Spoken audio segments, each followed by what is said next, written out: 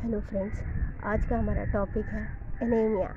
Anaemia का मतलब होता है ये होता है क्लिनिकल कंडीशन होता है। इसमें तुम्हारा क्या होता है, ऑक्सीजन कैरिंग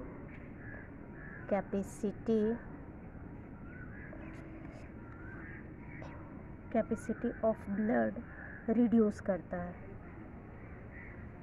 ब्लड क्या करता है, रिड्यूस करता है। और इसमें क्या होता है कि जो आरबीसी होता है, आरबीसी के नंबर में रिडक्शन होता है। आरबीसी के नंबर में क्या होता है, रिडक्शन होता है। ये तुम्हारा कितना चला जाता है, लेस हो जाता है, लेस देन 4 मिलियन पर माइक्रोलीटर कम हो जाता है। एनीमिया के केस में आरबीसी जो होता है वो लेस देन 4 मिलियन माइक्रोलीटर होता है। या इसमें जो तुम्हारा क्या होता है, कंटेंट ऑफ हेमोग्लोबिन वो भी तुम्हारा कम हो जाता है। तो क्या होता है, कंटेंट ऑफ हेमोग्लोबिन तुम्हारा लेस होता है। और लेस कितना होता है तुम्हारा, 12 ग्राम पर डीएल होता है। तो 12 ग्राम पर डीएल से तुम्हारा कम हो जाता है, या ये दोनों ही कंडीशन होता है। ठीक है, अब हम लोग एनीमिया को क्लासिफाई करते हैं। तो तुम्हारा क्या होता है,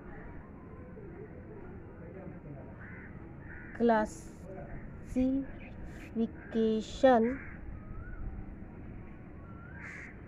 ऑफ एनीमिया होता है। तो एनीमिया को क्लासिफाई करते हैं, ठीक है। कैसे, एक तुम्हारा बेस्ड ऑन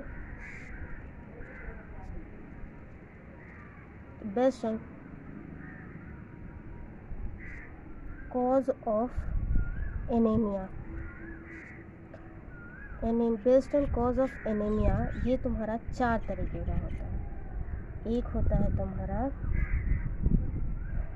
हेमोहेजिक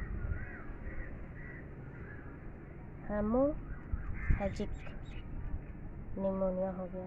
दूसरा होता है तुम्हारा डाइटरी डिफिशियंसी।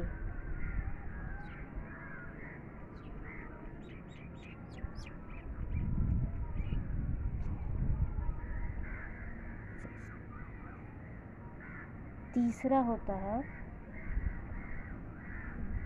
डाइसिकोमोपोइसिस।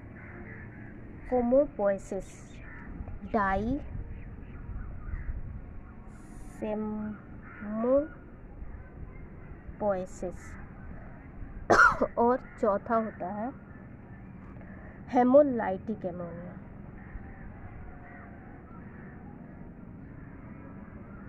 Hemolytic ammonia. अब तुम्हारा क्या होता है, हेमोरेजिक निमोनिया में क्या होता है कि इसमें ब्लड लॉस होता है, ब्लड का लॉस होता है। इसका कारण क्या है ब्लड लॉस होने का, इसका कॉज हो गया, जैसे ये 2 तरीके से हो सकता है। एक तुम्हारा होता है एक्यूट में तुम्हारा क्या होता है, सडन ब्लड लॉस होता है।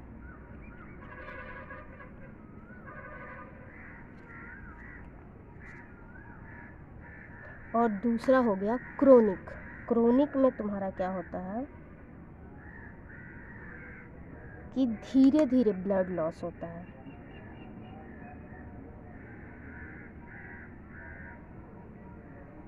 स्लोली ब्लड लॉस होता है। तो इसका एग्जांपल हो गया, स्लोली ब्लड लॉस कैसे होता है, जैसे पाइल्स हो गया, ठीक है, पाइल्स हो गया, या फिर तुम्हारा वॉर्म इन्फेक्शन हो गया।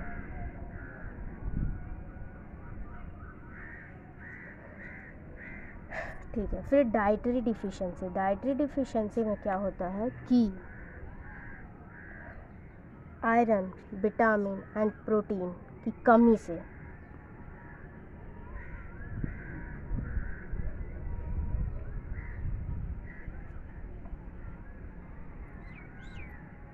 प्रोटीन की डिफिशियंसी की वजह से होता है। फिर तुम्हारा डाइसोमीपोइसिस होता है। तो ये तुम्हारा क्या होता है, इसको हम लोग और क्या कहते हैं, नॉर्मल हेमोपोइसिस।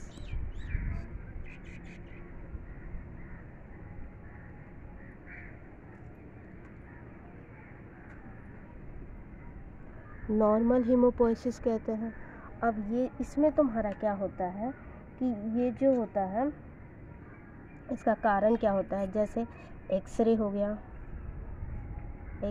गया, गामा रे हो गया, या फिर तुम्हारा कोई केमिकल्स हो गया। अब तुम्हारा हेमोलाइटिक अनीमिया। तो इसमें तुम्हारा क्या होता है, हेमोलाइटिक अनीमिया में ये तुम्हारा दो तरह का होता है। मतलब इसमें तुम्हारा एक्सेसिव डिस्ट्रक्शन ऑफ आरबीसी होता है।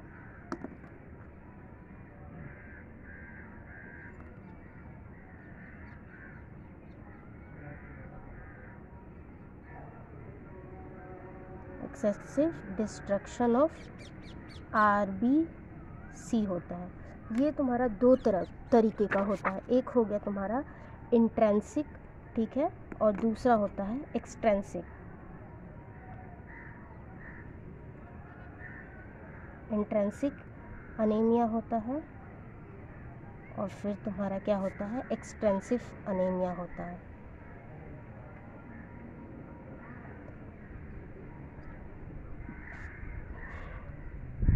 अब ये जो होता है इंट्रेंसिक अनीमिया जो होता है ये तुम्हारा हेरिडिटरी होती है, और तुम्हारा एक्सट्रेंसिक अनीमिया जो होता है वो तुम्हारा क्या होता है, एक्वायर्ड होता है, ठीक है, एक्वायर्ड इन नेचर होता है। इसका कारण क्या होता है, कॉजेज़ के बारे में हम जान लेते हैं। तो ये तुम्हारा कॉन्जेनाइटल होता है, पैदाइशी होता है कॉन्जेनाइटल, या फिर तुम्हारा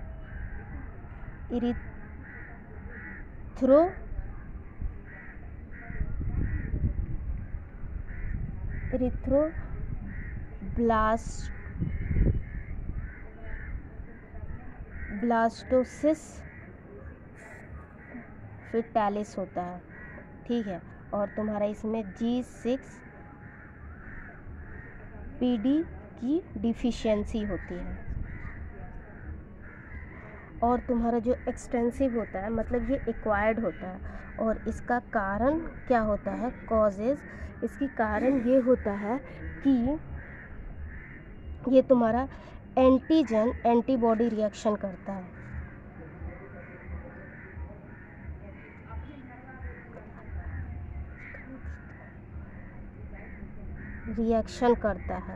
और दूसरा होता है कि इसमें इन्फेक्शन होता है, जैसे मलेरिया हो गया, ठीक है, तो मलेरिया हो गया। अब हम लोग क्या पढ़ते हैं कि ड्यू टू, और दूसरा क्लासिफिकेशन होता है based on the size of RBC,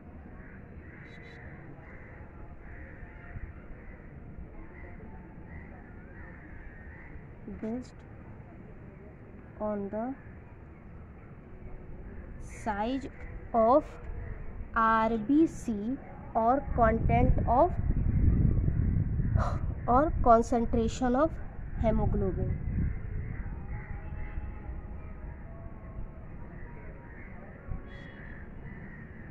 Concentration of haemoglobin, ठीक है। ये तुम्हारा 3 तरीके का होता है। एक हो गया तुम्हारा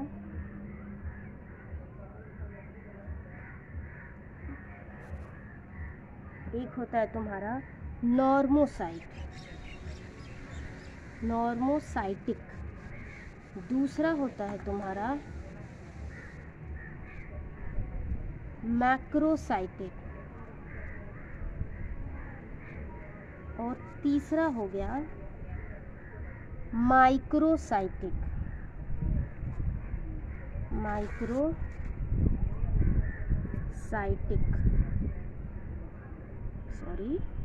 माइक्रोसाइटिक।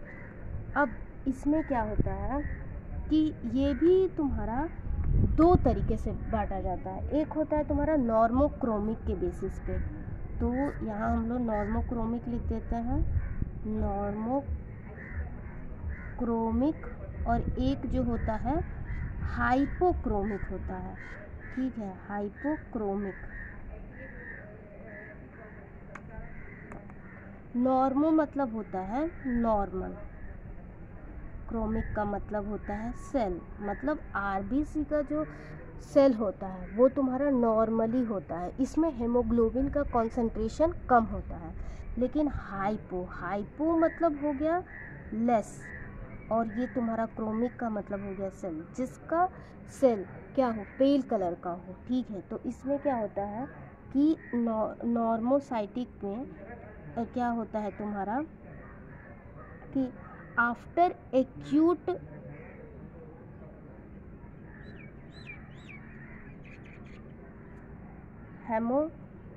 हेमरेज होता है, आफ्टर एक्यूट हेमरेज। और फिर तुम्हारा क्या होता है, एप्लास्टिक अनीमिया होता है।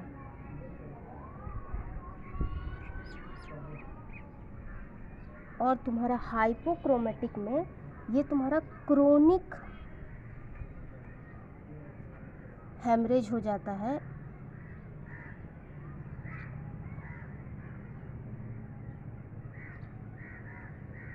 तब ये इसमें क्या होता है, आरबीसी का जो सेल होता है वो पेल कलर का होने लगता है और छोटा होने लगता है। मैक्रोसाइटिक का मतलब होता है कि इसमें मेगाब्लास्टिक अनीमिया होता है, मेगाब्लास्टिक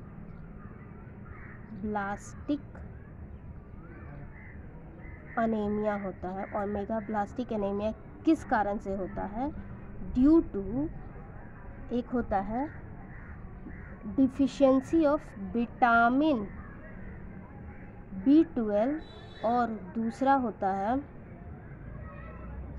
फॉलिक एसिड या इंट्रिंसिक फैक्टर।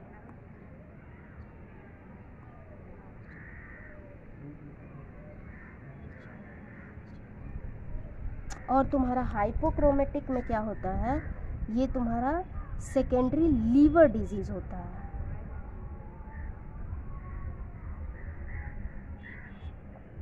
Liver disease. और तुम्हारा माइक्रोसाइटिक एक तरह का क्या होता है, क्रोनिक इन्फेक्शन होता है, इन्फेक्शंस होते हैं। और फिर ये तुम्हारा, और इसमें हाइपोक्रोमिक में आयरन डिफिशियंसी अनीमिया होता है,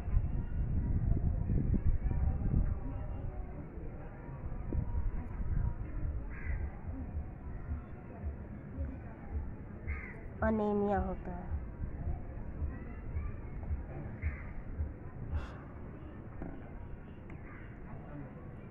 ठीक है। और ये हमारा हो गया